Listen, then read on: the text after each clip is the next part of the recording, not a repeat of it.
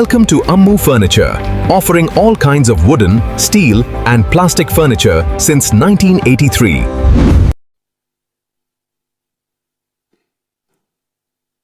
மாண்புமிகு பேரவைத் தலைவர் அவர்களே, மாண்புமிகு முதலமைச்சர் அவர்களே, மாண்புமிகு அமைச்சர் பெருமக்களே, மாண்புமிகு எதிர்க்கட்சி தலைவர் அவர்களே, மாண்புமிகு சட்டமன்ற குழு தலைவர் அவர்களே, மாண்புமிகு சட்டமன்ற உறுப்பினர்களே, உங்கள் அனைவருக்கும் வணக்கம்.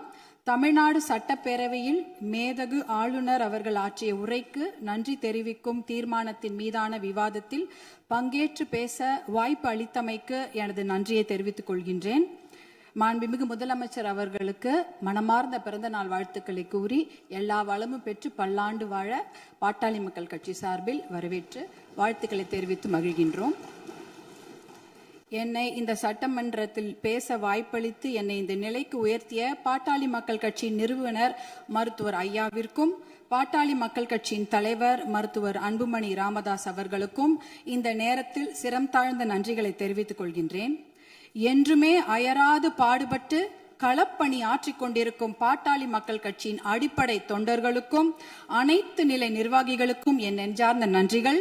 என்னுடைய தேர்தல் வெற்றிக்கு உறுதுணையாக நின்ற அனைத்து கூட்டணி கட்சி தலைவர்களுக்கும் எனது மனமார்ந்த நன்றிகளை இந்த நேரத்தில் உரித்தாக்குகிறேன். என்மேல் அன்பும் பாசமும் நம்பிக்கையும் வைத்து எனக்கு வாக்களித்த எனது தர்மபுரி சட்டமன்ற தொகுதி வாக்காளர் பெருமக்களுக்கும் அனைத்து சகோதர சகோதரிகளுக்கும் என் மனமார்ந்த நன்றிகள்.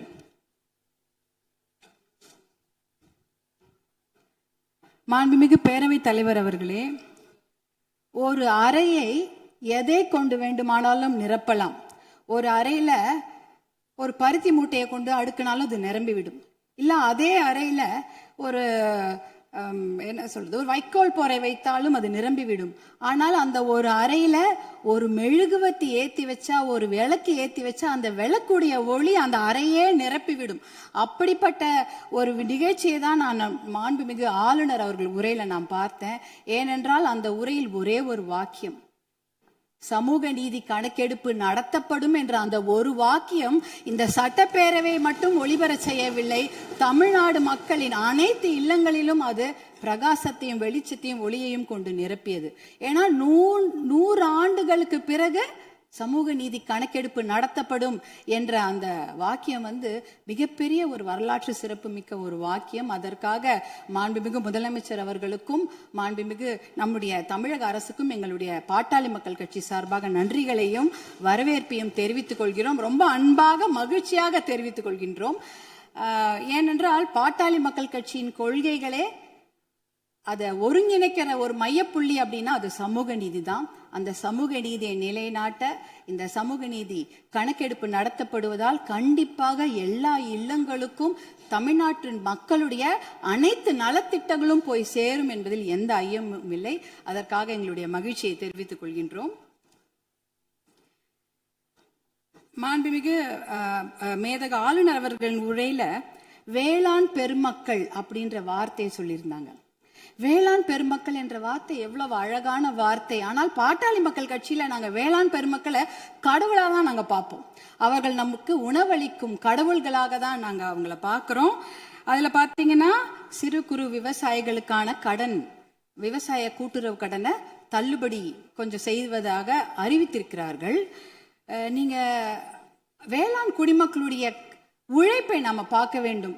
வெயில்ல யாருமே வெளியில போக மாட்டாங்க. ஆனா வேளாண் குடிமக்கள் மட்டும்தான் வெயிலே வேலை செய்வாங்க. கடின உழைப்ப அந்த வெயில்ல தான் அவங்க கொடுப்பாங்க. அதே சமயம் மழை வெள்ள காலங்கள்லயும் அவங்க வேலை செஞ்சுட்டு இருப்பாங்க. மழை வெள்ளத்துல கொஞ்சம் அதிகமா தண்ணி தேங்கிட்டா கூட அந்த நிலத்துல இருக்கிற அந்த பயிர் எல்லாம் அப்படியே முழுகிடும். இப்பெல்லாம் போய் பயிர் முழுகிட்டா யாரும் போய் நேரடியா ஆய்வெல்லாம் செய்யறது இல்ல. ட்ரோன் அனுப்பி அந்த பயிர்ல அந்த தண்ணி நிலத்துல தேங்கி இருக்கான்னு கண்டுபிடிக்கிறாங்க. 2 நாள் கழிச்சு நீங்க ட்ரோன் அனுப்புனீங்கன்னா தண்ணியே இருக்காது, தண்ணி வடிஞ்சிரும். அப்ப அந்த ட்ரோன் என்ன சொல்லும்னா தண்ணி இல்ல, அங்க எந்த பாதிப்பும் இல்ல அப்படின்ற தகவலை கொடுக்கும். இப்படி எவ்வளவு பிரச்சனைகள். அதே அறுவடை செய்து விட்டார்கள் என்றால் பாத்தீங்கன்னா அந்த டைரக்ட் ப்ரொக்யூர்மெண்ட் சென்டர், அதாவது டிபிஆர்னு சொல்லுவாங்க, அந்த கொள்முதல் நிலையங்கள், நேரடி கொள்முதல் நிலையங்களுக்கு மூட்டை மூட்டையா அரிசி எடுத்துட்டு போவாங்க.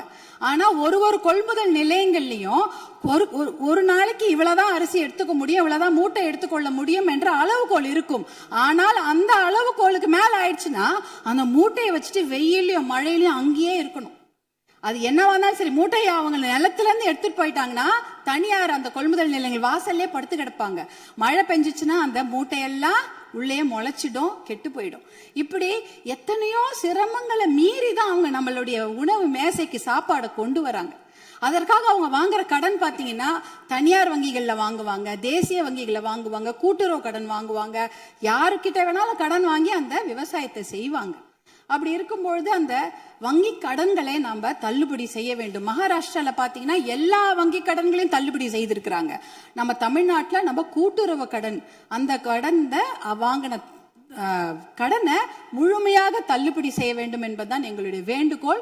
அப்படி ஏன் தெரியுங்களா, தமிழ்நாட்டுடைய ஒரு 3 பேர்ல 2 பேர் விவசாயத்தை சார்ந்த தொழில் செய்யறாங்க தமிழ்நாட்டில். அப்படி இருக்கும்பொழுது வருஷத்துக்கு நீங்க 10,000 கோடி கடன் வாங்கினவங்க கூட சந்தோஷமா வெளிநாட்டுல வாழ்ந்துடுறாங்க கடனை கட்டாம. ஆனா 10,000 ரூபாய் கடன் வாங்கிட்டு அந்த கடனை யாரா வீட்டு வாசல்ல வந்து கேட்டாங்கன்னா அவமானம் தாங்காம தற்கொலை பண்ணிக்கிறாங்க. 2021, 22, 23 கிட்டத்தட்ட 1968 விவசாயிகள் தமிழ்நாட்டில் தற்கொலை பண்ணியிருக்கிறாங்க. அப்படின்னா ஒரு நாளைக்கு 2 பேர், ஒரு நாளைக்கு 2 விவசாயிங்க தற்கொலை பண்ணிருக்கிறாங்கன்றத இந்த புள்ளி விவரம் சொல்லுது. அவங்களெல்லாம் நம்ம காப்பாத்தி ஆகணும். இப்ப சூப்பர் எல்னினோ வரப்போகுது. அந்த சூப்பர் எல்னினோனா கடுமையான வறட்சி, அதுக்கு நம்ம தயாரா இருக்கணும். இன்னும் எவ்வளவு கடன் வாங்குவாங்களோ அவங்க தெரியாது. நம்ம விவசாயிங்க எங்க இருக்காங்க தெரியுங்களா, 100 அடி ஆழத்தை பள்ளத்துல இருக்கிறாங்க. 100 அடி ஆழ பள்ளம் கடன் சுமையில. ஆனா நீங்க நம்மளுடைய தமிழக அரசாங்கம் இன்னைக்கு அவங்க 50 அடி ஆழ கயிறு தான் கொடுத்திருக்கீங்க. எப்படி வெளியில வருவாங்க? 50 அடி கயிறை அவன் 100 அடி ஆழம் பள்ளத்து இருக்கிறாங்க அந்த விவசாயிங்க, எப்படி வெளில வருவாங்க? முழுமையாக கடனை தள்ளுபடி செய்தா தானே அவங்க அந்த கடன் பிரச்சனை வெளியில வந்து அவங்க அடுத்த வேலையை பார்க்க முடியும். அதனால நீங்க உங்களுடைய அதிகாரிகள், மாண்புமிகு பேரவைத் தலைவர்கள், உங்கள் வாயிலாக முதலமைச்சரை நாங்க கேட்டுக்கொள்வது தான். உங்களுடைய அதிகாரிகள் சொல்லுவாங்க, ஐயோ நிதி சுமை, கடன் சுமை, கூடுதல் செலவினம் அப்படிலாம் சொல்லுவாங்க. ஆனா அதையெல்லாம் ஒரு புறம் ஒதுக்கி வைத்து விட்டு அவர்களுக்கு முழு கடன் தள்ளுபடி செய்யணும். ஏற்கனவே 2000 கோடியா 6000 கோடியா உயர்த்திட்டீங்க. இன்னும் ஒரு 18,000 கோடியா அந்த கடன் தள்ளுபடி, கூட்டுறவு கடன்களை மட்டும் தள்ளுபடி செய்யுங்க. ஏன்னா ஏற்கனவே அவங்க 1 வருஷத்தை தான் தள்ளுபடி செய்திருக்கிறீங்க. அதற்கு முன்னால ஒரு 2 வருஷம் கடன் அவங்க வாங்கி வச்சிருக்கிறாங்க. அந்த கடனையும் முழுமையாக தள்ளுபடி செய்தீர்கள் என்றால் அவங்க கண்டிப்பாக எத்தனையோ கடுமையாக உழைக்க தயாராக இருக்கிறார்கள். அவங்களுக்கு அந்த ஒரு ரெஸ்பெக்டை நம்ம கொடுக்கணும், அவங்களுக்கு அந்த நிவாரணத்தை நாம் தர வேண்டும் என்று உங்களை எல்லாம் நாங்கள் அன்போடு கேட்டுக்கொள்கின்றேன். அடுத்ததாக பார்த்தீங்கன்னா, தமிழ்நாட்டில் 2026ஆம் ஆண்டில் ஆட்சி மாற்றம் ஏற்படுவதற்கு காரணமாக இருந்தது பெண்கள் மற்றும் குழந்தைகளுக்கு எதிரான குற்றங்கள் கட்டுப்படுத்தப்படாமல் அதிகரித்ததுதான்.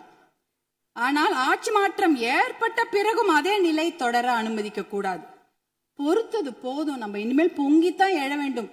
ஏனென்றால் ஒரு பழமொழி சொல்வாங்க, அரசன் அன்று கொள்வான், தெய்வம் நின்று கொள்ளும் அப்படின்னு சொல்லுவாங்க. இன்னைக்கு நம்ம குழந்தைங்க மேல கைய வச்சவங்கள நம்ம சும்மா விடக்கூடாது. நம் பெண்கள் மேல் கை வைத்தவர்கள் சும்மா விடவே கூடாது. இதுக்கு மேல நம்ம பொறுமையா இருக்கிறதுல அர்த்தமே கிடையாது. துபாய், அரபு நாடுகள், இல்ல சிங்கப்பூர் போன்ற நாடுகள்லாம் இப்படிப்பட்ட கொடுமையான குற்றங்களை செய்தவர்களுக்கு உடனடியாக சட்டப்படி மரண தண்டனை கொடுக்கிறார்கள். அந்த மரண பயத்தையும் உயிர் பயத்தையும் அந்த தப்பு செய்தவங்களுக்கு நம்ம கொடுக்கணும். அப்படி இருந்தாதான் இந்த பெண்கள் குழந்தைகளை காப்பாற்ற முடியும். வேற வழியே கிடையாது. ஏன்னா அவங்க நினைச்சிட்டு இருக்கிறாங்க, இன்னும் ஒரு 5 வருஷம் பொறுமையா கேஸ் ஆடிக்கிட்டே போலாம், பொறுமையா வெளில வந்துடலாம், இந்த கோர்ட் இல்லைன்னா அந்த கோர்ட், அந்த கோர்ட் இல்லைன்னா அதுக்கு மேல கோர்ட்னு போய் அவர்கள் வெளியில வந்து விடுவார்கள் என்ற தைரியத்துலதான் இவ்வளவு பெரிய தவறுகளை செய்கிறார்கள். அவர்களுக்கு அந்த உயிர் பயத்தை, குழந்தைகள் மேல் கை வைத்தவர்களுக்கும் பெண்கள் மேல் கை வைத்தவர்களும் அந்த உயிர் பயத்தை கொடுத்தாதான் இனிமேல் அந்த தவறை செய்ய மாட்டாங்க. அதுக்காக இனிமேல் நாம பொறுத்தது போதும், பொங்கி எழ வேண்டும் என்று மறுபடியும் நான் உங்களை வேண்டி விரும்பி கேட்டுக்கொள்கின்றேன். அப்புறம் தருமபுரி மாவட்டத்திற்கு என்னுடைய கோரிக்கைகள், தருமபுரி காவிரி உபரிநீர் திட்டத்தை உடனடியாக அறிவிக்க வேண்டும். தருமபுரி மாவட்டம் பார்த்து மிகவும் பின்தங்கிய மாவட்டம், ரொம்ப வறட்சியான மாவட்டம். அங்க நாங்க நிலையங்களோ கட்டிடங்கள் எல்லாம் கேட்கல, குடிக்கிறதுக்கு தண்ணி கேட்கிறோம். ஒரு ஆளுக்கு ஒரு குடம் தண்ணி கூட கிடையாது, ஒரு ஆளுக்கு ஒரு குடம் தண்ணி கூட கிடையாது. தருமபுரி மாவட்டத்தில் 2 பெரிய ஆறு ஓடுது, காவிரி ஆறு ஓடுகிறது, தென்பெண்ணை ஆறு ஓடுகிறது. ஆனா அதுல இருந்து தண்ணி அவங்களால குடிக்க முடியாது. ஏன்னா அந்த தண்ணி அவங்க வீட்டுக்கு வராது, பார்க்க தான் முடியும். நேரா பாப்பாங்க, ஆறு எதிர்க்க ஓடும், தண்ணி வீட்டுக்கு வராது. இப்படிதான் அதனோட நிலைமை. அந்த தர்மபுரி காவிரி உபரிநீர் திட்டத்தை செயல்படுத்தினாங்கன்னா கண்டிப்பாக தண்ணி வந்து அவங்களோட ஏரி குளங்களில் நிரம்பிவிடும், எத்தனையோ குடும்பங்கள் பிழைத்து விடும்.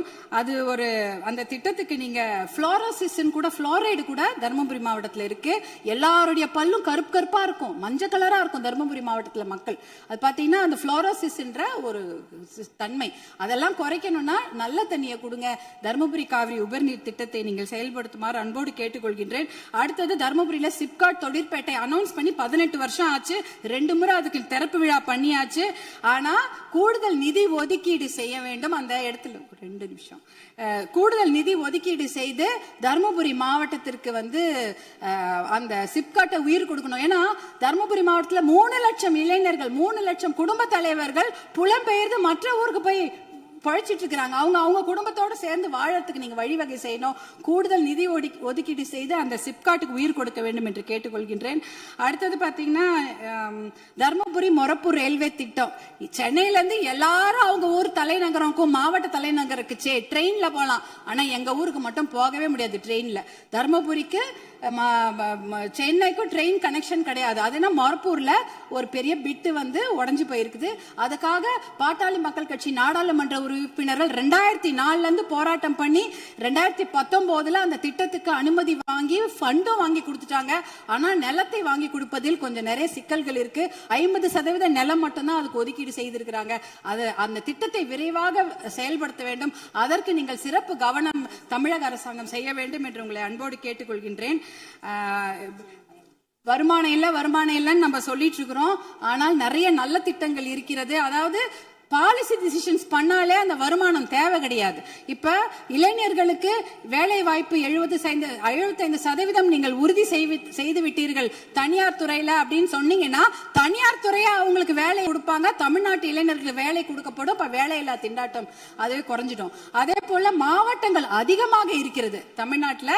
அதாவது அதை வந்து நம்ம மாவட்டங்களை பிரித்தால் ஒரு கொஞ்சமாக நிதி சுமை தான், ஆனா மாவட்டம் மிகப்பெரிய வளர்ச்சியை பெற்றுவிடும். அதே போல பில்ஃபரேஜை குறைக்கிறோன்ட்டு கவர்னருடைய உரையில இருந்தது. கனிம வள கொள்ளை வந்து தடுத்துட்டா 1.5 லட்சம் கோடி 2 லட்சம் கோடி ரூபாய் நம்மால வருவாய் வந்து தமிழ்நாட்டுக்கு கிடைக்கும். அதே போல சேவை உரிமை பெறும் சட்டம் 21 மாநிலங்கள்ல இருக்கிறது. அது வந்து பொதுமக்களுடைய நலனுக்காக கொண்டு வரப்பட்டது. அது பாத்தீங்கன்னா அதனால எப்படின்னா எந்த ஒரு விஷயத்துக்காக பொதுமக்கள் அப்ளை பண்றாங்களோ உடனே வந்து சேர்ந்துரும், ஒரு பைசா செலவில்லாம. சேவை உரிமை சட்டம், லோக ஆயுக்தாவை பலப்படுத்த வேண்டும். இப்படி போன்ற பில்ஃபரேஜ்களை தடுத்தாலே தமிழ்நாட்டுக்கு வருவாய் ஏற்பட்டுவிடும். பாலிசி டிசிஷன்ஸ் பண்ணும்பொழுது எந்த ஒரு நிதி சுமையும் கிடையாது. இப்படிப்பட்ட திட்டங்களை எல்லாம் நீங்க கவர்னர் உரையில, அமேதக ஆளுநர் உரையில சிலவற்றை அறிவிப்பு செய்திருக்கிறீர்கள், சிலவற்றை அறிவிப்பு செய்யாமல் இருக்கிறீர்கள். அதையெல்லாம் கொண்டு வர வேண்டும் என்று உங்களை கேட்டுக்கொண்டு, எனக்கு இந்த வாய்ப்பை அளித்த பேரவைத் தலைவர் அவர்களுக்கும் மாண்புமிகு முதலமைச்சர் அவர்களுக்கும் எல்லோருக்கும் என்னுடைய சட்டமன்ற உறுப்பினர்கள் என் மனமார்ந்த நன்றியை தெரிவித்துக் கொள்கின்றேன். மாண்பு பேரவைத் தலைவர்களே, மாண்பு உறுப்பினர்கள் குறிப்பிடுகிற ரயில்வே திட்டத்திற்காக நிலமுடுப்பிலே தாமதம் ஏற்படுகிறது என்று சொன்னார்கள். அதற்காக தனி தாசில்தாரை விரைவாக நியமிக்கிறோம். விரைந்து அந்த பணிகள் நிறைவேற்றப்படும்.